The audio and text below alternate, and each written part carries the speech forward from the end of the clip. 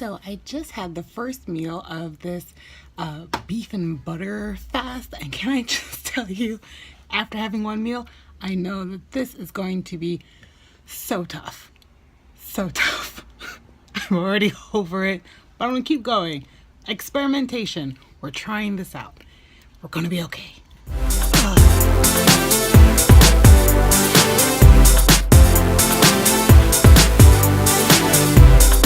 It's Sabrina again, and we are back here for another video. Today we are talking about the beef and butter fast. Now, if you're new to my channel, thank you for stopping by. You might want to consider hitting that subscribe button down below, just because, you know, I'm awesome and I talk about awesome stuff and it's going to be awesome in general. But anyway, if you've been here to my channel before, thanks for coming back again. And so let's start talking about this beef and butter fast. Now, I was first introduced to the beef and butter fast through Instagram. There's an amazing community on Instagram, and I get tons of ideas from them there. Nobody's really talking about it on YouTube, so I thought, okay, this is a great opportunity to talk about it because people are posting that they're doing it, but they're not really saying what it's like to go through the beef and butter fast. And so, I tried it. I tried it for 4 days, and I'm here to talk about the experience with you guys. So if you're interested in trying it, it's been something on your mind, you can try it knowing what you're getting into from the jump, because I did not know, and yeah, I wish somebody had told me. So basically, what happened is that normally you shouldn't be fasting. Like, you shouldn't be purposefully going onto a fast unless you're having some sort of stall, you're coming off of a cheat day. Those are the kind of reasons why you would do a fat fast. So for me, I had a carb day on Saturday. So my plan was, okay, I'm going to have my carb day. I'm going to start Sunday. I'm going to do this beef and butter fast for 4 days, and it's going to be awesome. Okay, so that's what I intended to do, but that is not exactly what happened. Not at all. It's not at all what happened at all. So Sunday I got up and I was like, okay, doing this beef and butter fast. And I had the first meal, and, well, yeah. Beef and butter together, I don't care what anybody says, it's not tasty. I don't care. It's not tasty. It's not a great meal to have. But, you know, what ended up happening, long story short, is that I was so just kind of disgusted with it and starving, actually, that I ended up having another carb day. That afternoon, I had me some carbs. That's what I did. I did. It was wrong of me to do it, but that's what I did. So in the blog post that I've linked down below, where I got the information about the beef and butter fast, what she does, the author does, is she does 1 cup of ground beef. Obviously, you're going for an 80-20 on this. You want more fat. So 1 cup of ground beef with 2 to 3 tablespoons of butter for each meal. So that's 2 cups of beef and then about 6 tablespoons of butter for her consumption for the day. So I thought, because I've realized that when I go over my proteins in my macros, that I don't see any weight loss at all, no matter how good I've been.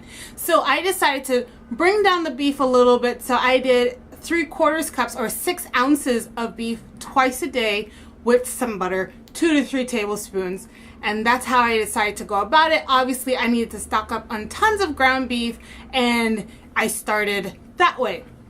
So my first day, obviously I did my weigh-in, and well, I wasn't surprised that it looked like that because I'd had so much carbs, and so I embarked on this journey. After the first meal, I did realize that I'm full right after I eat it, but give it about half an hour, 45 minutes to an hour, then I'm starving again.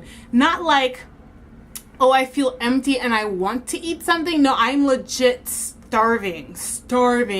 And it even got so bad, even with the 2 meals done in the evenings, it got so bad that I was starving so much that I started to feel nauseous. So after the first day, I decided going forward that I would also have my morning tea, which would be a bullet coffee for other people who are coffee drinkers. So I would have my tea with some heavy cream in it, and I would start that way for the day so I can at least prolong my eating period as much as possible, because it was difficult.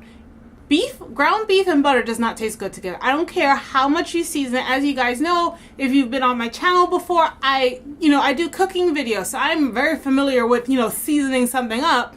But no matter what I tried, it was disgusting. It was just a pool of fat and meat together. It wasn't very tasty at all, but somehow I managed to get through the first 2 days. Not challenge, but fast. And it's hard. It's really hard. So today, instead of doing the ground beef, I did some ribeye steaks that I happened to have from my last trip to Aldi's. So I did that, and with butter, of course. And yeah, I was really kind of hungry last night. It was no joke. I was just rumbling. And this morning, it's the same deal. I was rumbling. So I'm just hoping that I can make the 4 days and that, I survive and lose some weight, because this is no joke tough.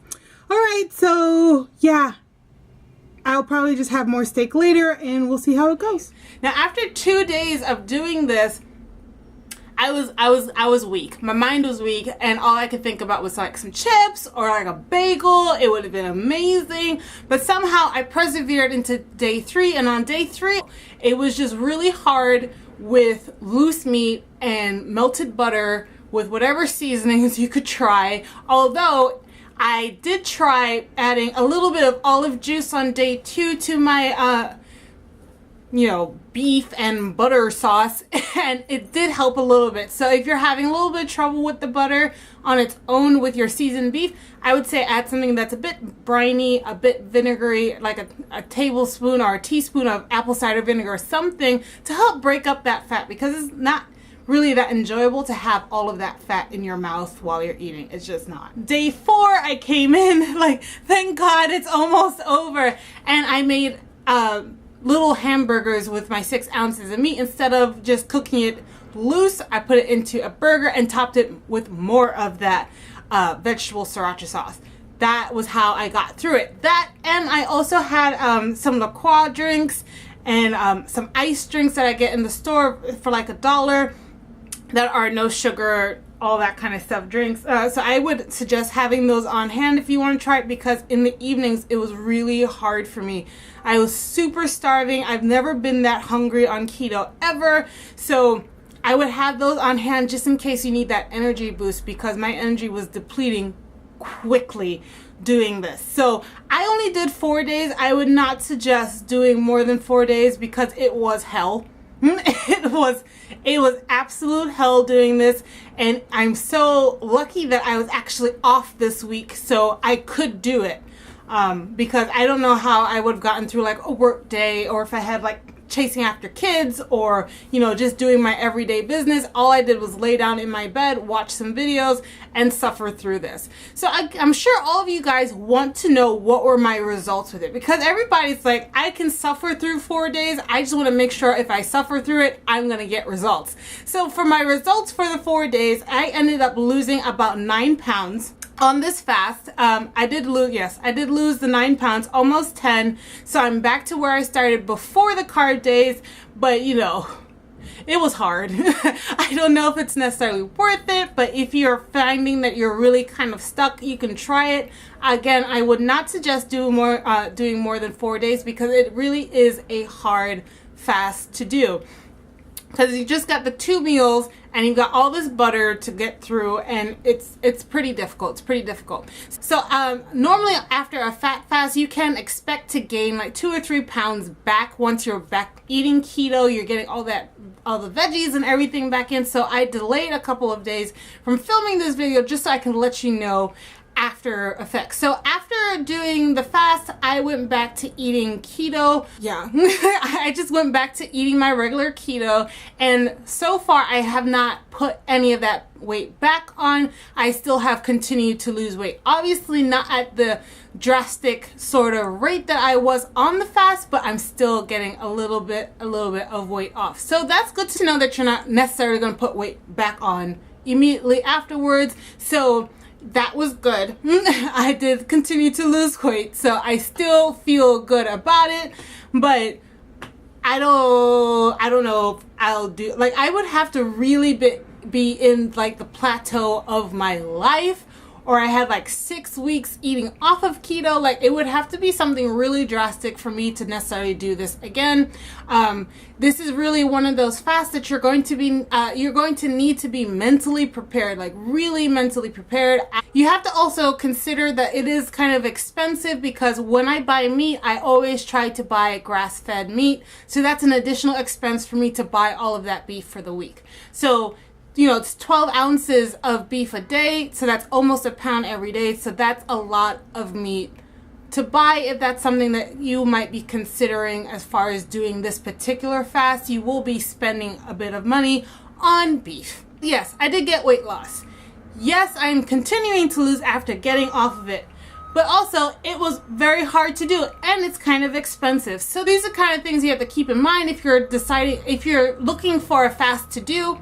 These are my notes on this particular fast, the beef butter fast. Proceed with caution. That's all I can say, is proceed with caution, folks. And, you know, if you do it, more power to you. Anyway, so that's it for this week, guys. Again, if you haven't subscribed, please hit that subscribe button down below. Thumbs up if you like this content. And if you have questions or something else you'd like for me to try, please leave them down in the comments below. So that's it for this week, guys. Bye!